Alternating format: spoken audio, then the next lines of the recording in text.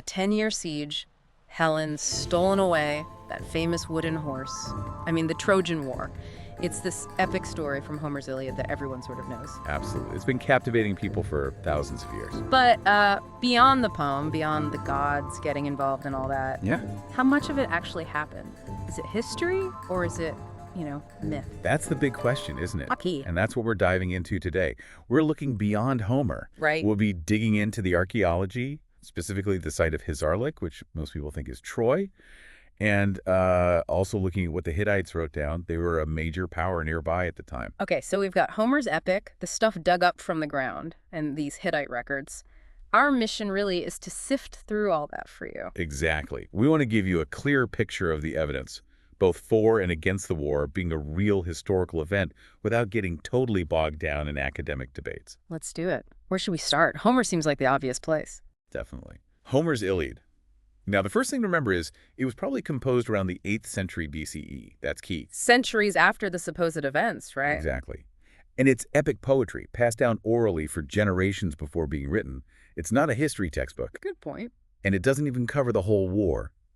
It focuses really intensely on just a few weeks in the 10th year. It's all about the rage of Achilles.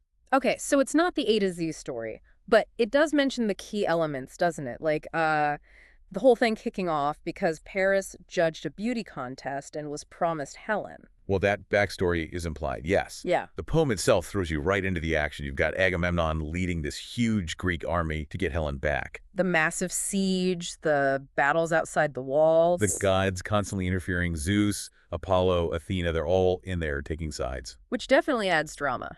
And Achilles is central, right? His argument with Agamemnon, him sulking in his tent. Uh-huh.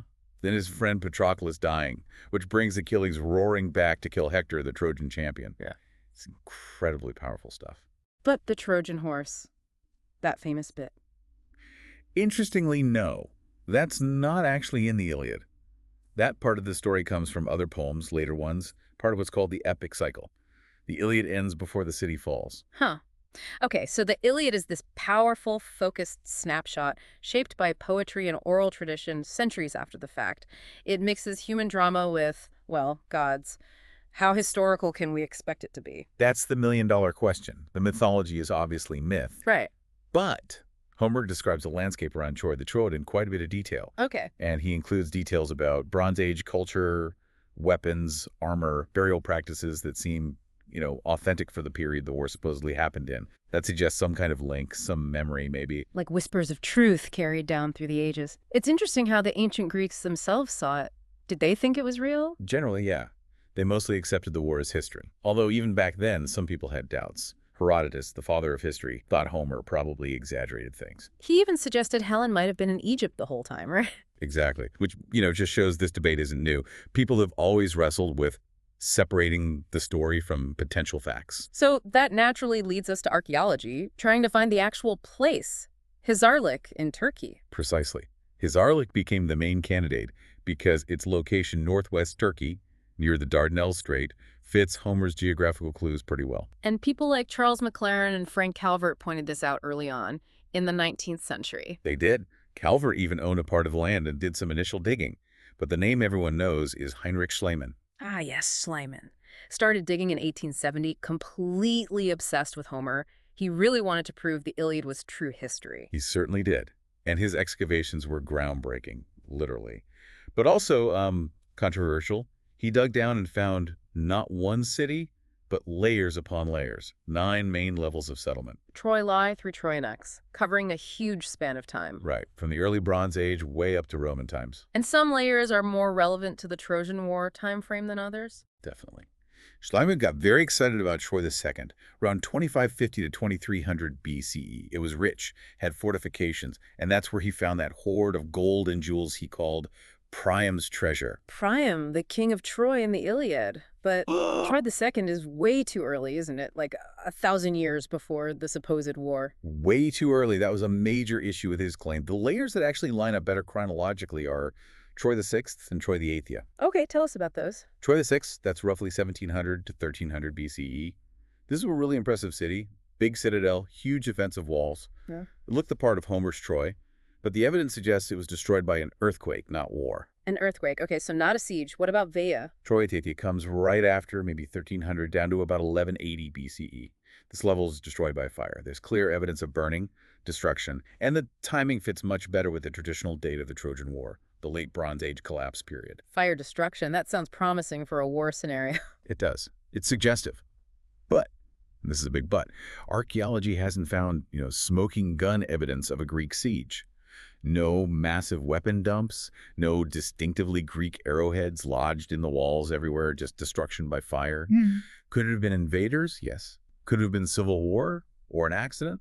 Also possible. So the timing and the fire fit, but the who and why aren't definitively answered by the digging. And we have to talk about Schliemann's treasure again and his methods. Yeah, the Priam's treasure thing, aside from being from the wrong time period, his claim it belonged to Priam was pure speculation. And his digging methods, well, Brutal, savage. I think those words get used. they do. He famously dug a huge trench right through the middle of the mound, destroying upper layers to get down to the levels he thought were Homeric Troy. A lot was lost. Plus, he smuggled the treasure out of Turkey, which caused a whole other controversy. So a mixed legacy. He found the site but damaged it. Did later archaeologists do better? Oh, yes. Wilhelm Dörpfeld, who worked with Schliemann, actually identified Troy VI, with its impressive walls, as a more likely candidate for Homer's city, based on the descriptions. And much later, Manfred Korfmann's work in the late 20th, early 21st century was crucial. What did Korfmann find? His team used modern techniques, magnetometry and targeted excavation, and discovered a large lower town outside the main citadel for both Troy VI and Veia. This meant Troy was much bigger than previously thought. Ah, so big enough to potentially hold out during a long siege? Exactly. It suggests a population that could have plausibly withstood a siege, making the Homeric narrative, or at least the idea of a significant conflict, more feasible. And weren't there geological studies too? Remember 2001? Yes, geological work reconstructed the ancient coastline and landscape, showing that features like the bay and rivers described by Homer actually matched the Hissarlik location during the late Bronze Age quite well. Okay, so summing up the archaeology. Hissarlik is almost certainly Troy. It was a major Bronze Age city. Troy the Aethio was destroyed by fire around the right time, but no definitive proof of that specific Greek siege described by Homer. That's a fair summary. Compelling circumstantial evidence, but not conclusive proof of the Iliad's specific narrative. Which brings us to our third source of evidence, the Hittites. A whole different angle. A really important one. The Hittite Empire was this major power in Anatolia, basically modern Turkey, during the late Bronze Age. They kept meticulous records on clay tablets, using cuneiform script. And these records mention places and people relevant to Troy. They do. Crucially, they mentioned a place called Wilusa. Scholars, starting with Emil Foer back in the 1920s, made the connection. Linguistically, Wilusa sounds very similar to Wilios or Ilios, ancient Greek names for Troy. Ilios, like the Iliad. Okay. And another name, Teresa, appears in connection with Wilusa, which sounds a lot like Troia or Troy.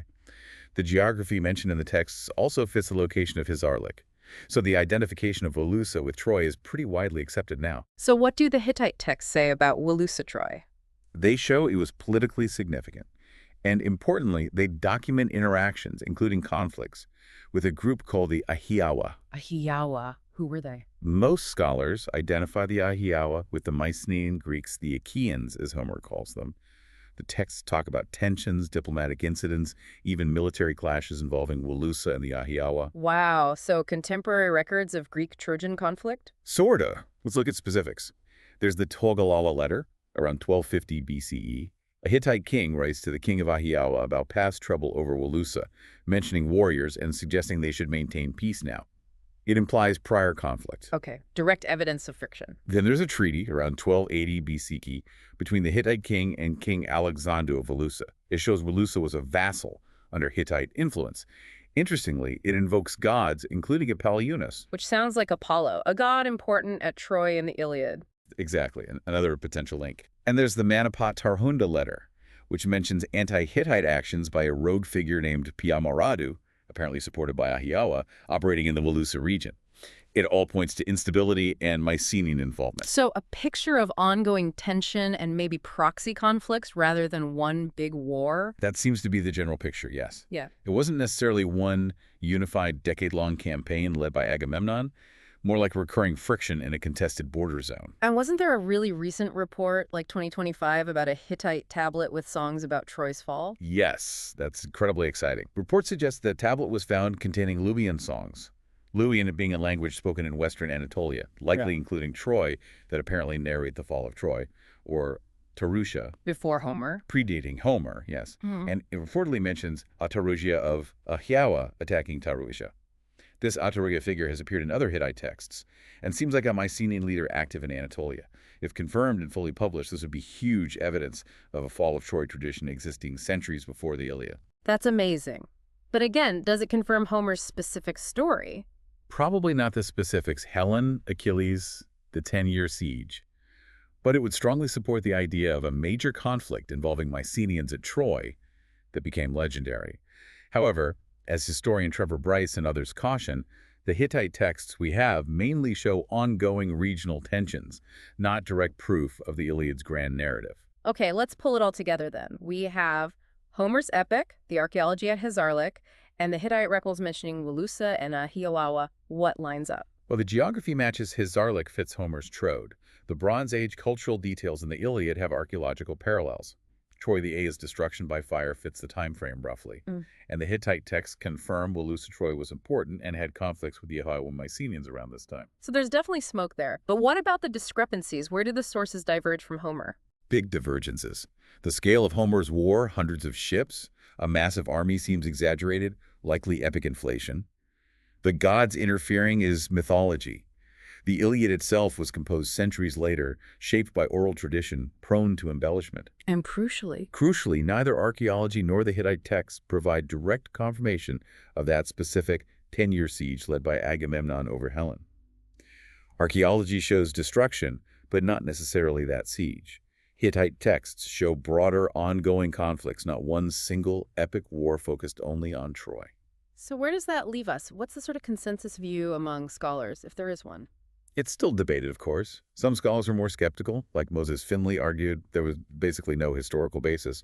But I think the mainstream view now leans towards a historical kernel. A kernel of truth. Yeah, the idea that there likely was some kind of significant conflict, or perhaps a series of conflicts, involving Mycenaean Greeks at the site of Troy, Hissarlik, Wilusa, during the Late Bronze Age.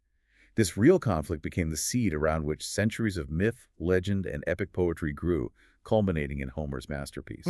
So a real event, but maybe smaller, different, then magnified and mythologized over time. That seems the most plausible interpretation of the combined evidence. Hissarlik was real, it was important, it faced conflict involving Mycenaeans, and it was destroyed around the right time. Homer captured the memory of that, but wrapped it in epic storytelling. It really feels like the Trojan War story, then, is this incredible blend of history, or at least historical echoes, and just sheer narrative power. Absolutely. The archaeology and the Hittite texts give us these tantalizing glimpses into the real world of the late Bronze Age Aegean, showing conflict was definitely happening around Troy. But Homer's version, it transcends being just a historical account. It became something more. Much more. Its enduring power, even with all the historical questions, tells you something fundamental about us, doesn't it? Our fascination with heroes, the struggle, with epic conflict, and how stories shape how we even understand the past. That's a great point. It makes you think. What other stories do we tell ourselves, maybe even today, that mix fact and legend in similar ways? Something to mull over. Maybe dig into those sources we mentioned yourself, see what you think. Definitely worth exploring further. And the story isn't over yet.